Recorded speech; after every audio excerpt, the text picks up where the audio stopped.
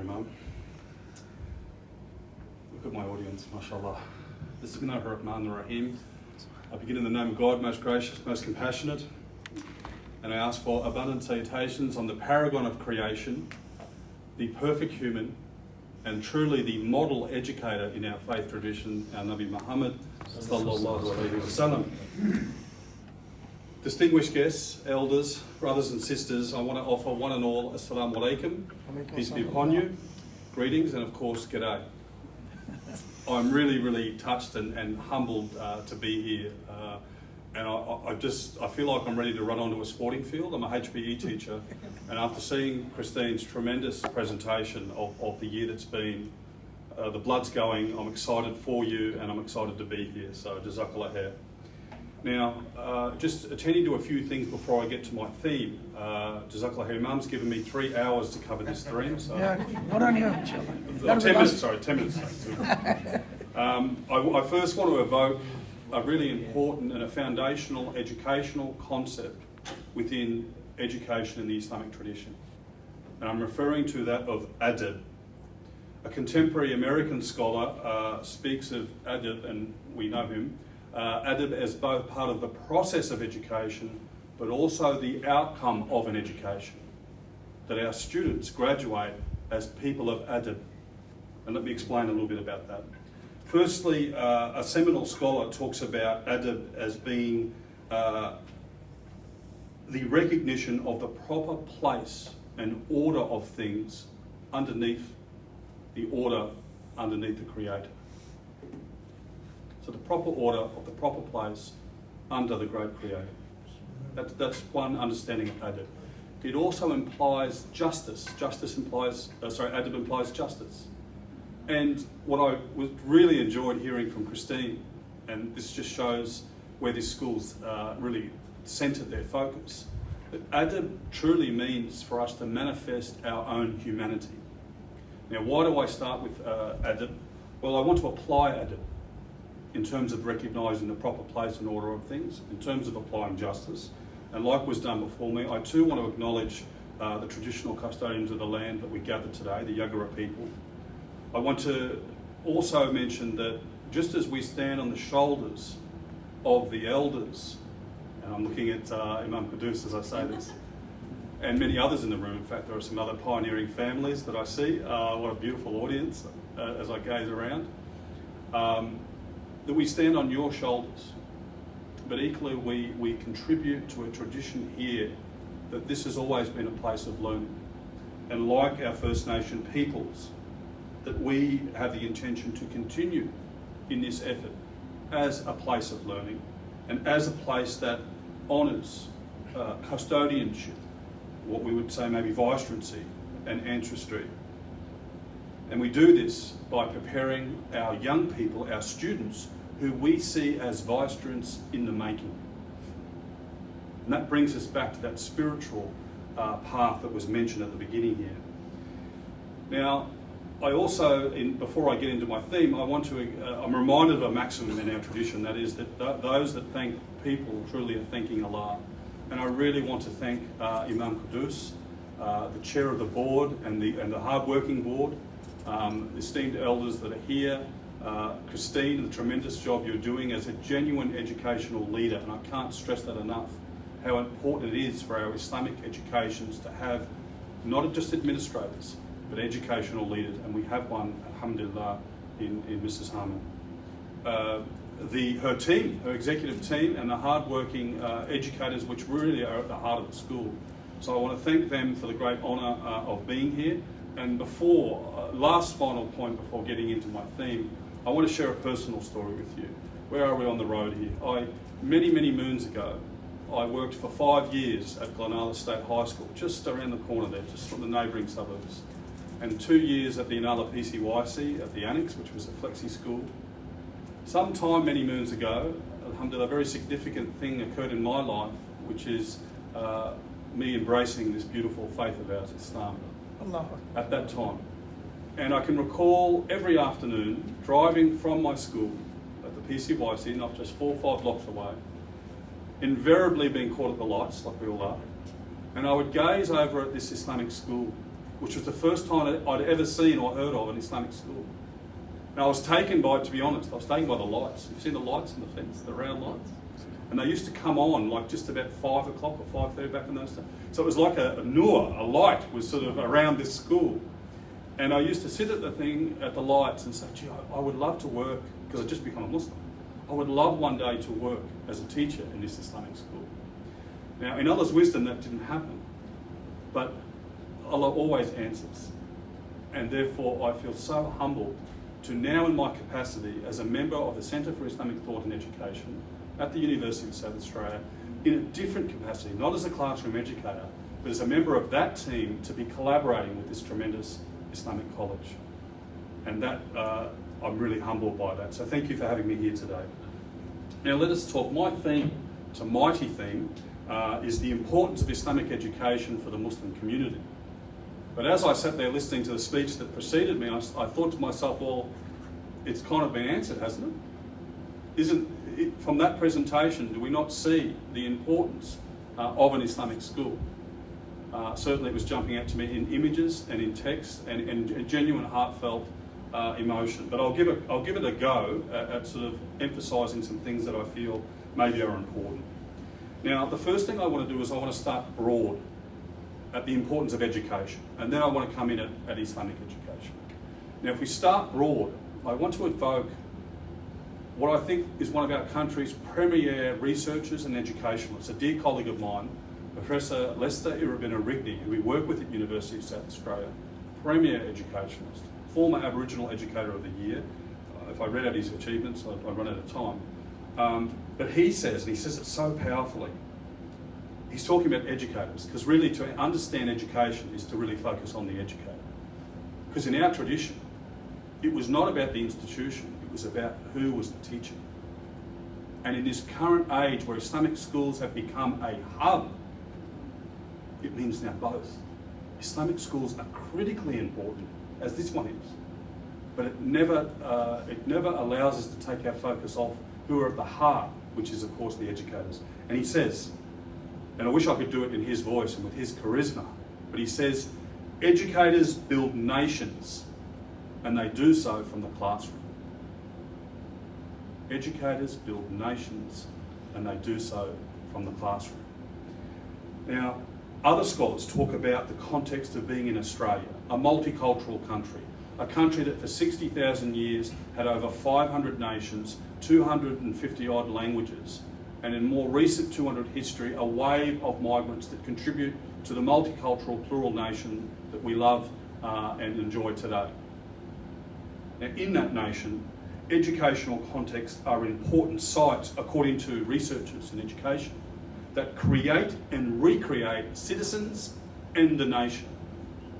Now, what's interesting in our tradition, and a seminal scholar, Al-Attas, who I can see Imam Qudus nodding, and of course, in the 19th, he would have been, mashallah, a young man in this time, but in the 1977 World Conference in Education at Makkah, it was a seminal conference.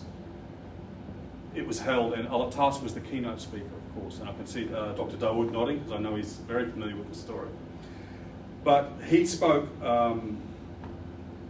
that it's not enough to build citizens, because you can be a good citizen. You can take out your bins, you can vote, as we recently did, and other countries are having a little bit of difficulty, I note, in doing that. And we can do all of these things, but we may not be the humans that we really aspire to be. So Al-Attas put the challenge higher, that if we are good people, we will automatically be good citizens. And that's the human part that Christine was touching on, and the vicegerents in the making that I was referring to. And incidentally, that conference was a driver for the impetus of Islamic schools, that visionaries like Imam Qudus and others across Australia, I've been given a countdown, I've got 1 hour to go. Thank you very much. Now, we draw tremendous inspiration from the fact that we talk about what the importance of Islamic schools are to the Muslim community. Let's turn inward now. So we know what education is broadly to a multicultural nation. What about our Islamic schools to our community? And I'm going to extend that.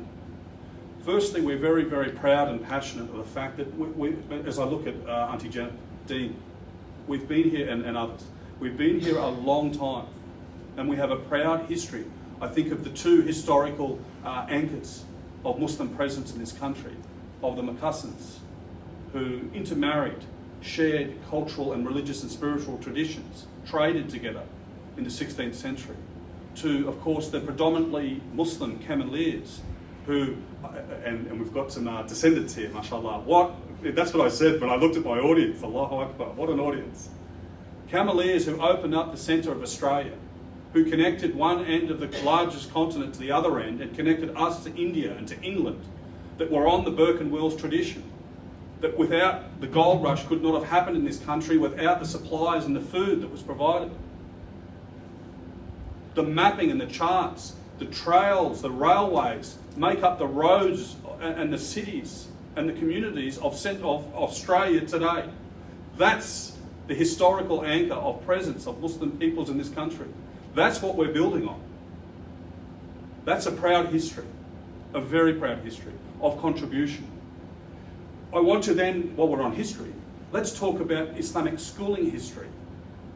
And I want to provide a macro because I don't want to, there are some voices in this room that it would be wrong for me to provide a voice on the history of Islamic schooling because it's their voice we need to hear. But I'm going to take a research type approach and I'm going to do a little bit of a snapshot of what we think are 3 phases of Islamic schooling, and I'll end my presentation on looking at what's the final phase that we're in now. What moment in time are we in now in Islamic schooling and therefore Islamic education in Australia? I speak of 3 phases. Phase 1 was the establishment phase. And I always think of those, I love the Olympics. I'm a HBU teacher. You've seen the 100-metre sprint where they're all in the crouch start and the gun goes. And what happens in that first 20, 30 metres? It's where the hard work gets done. The head's down, the body's down. It's the big muscles kicking into gear, trying to drive. And it's that momentum that halfway down that 100-metre race, the head comes up, the arch in the back, full stride through to the finish line. So in the establishment phase, the pioneers foresaw what was not here and foresaw what would be a seed for the future. And that, every day in my work, that inspires me. It actually astounds me that people could have such vision. In the establishment phase, obviously the big part was coming up with a vision, ensuring competency, proving to our Muslim community that actually we can do in the Islamic school what other schools do. That was the challenge, to earn the trust of the community in that establishment phase. We moved to the belonging phase, post-2001. And in this belonging phase, it was a combination of struggle and hope. We had, huge external pressures placed upon us. Outright Islamophobia in many cases. Protests against the very opening of Islamic schools. And during this, but what's not often mentioned is, and research now supports this, in that phase, Islamic schools, including this one, became some of the most active and engaged schools in Australia in interfaith work, multi-faith work, in cultural communities, in service, Anzac Day events. I could go on and on and on.